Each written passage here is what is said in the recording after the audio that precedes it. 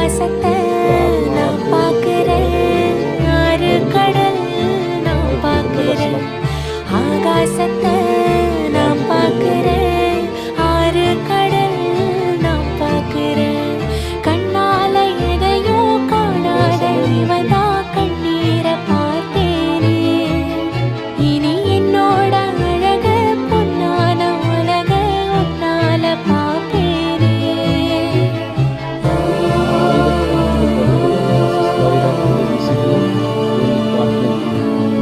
ഇതെല്ലാം കഴിഞ്ഞാലും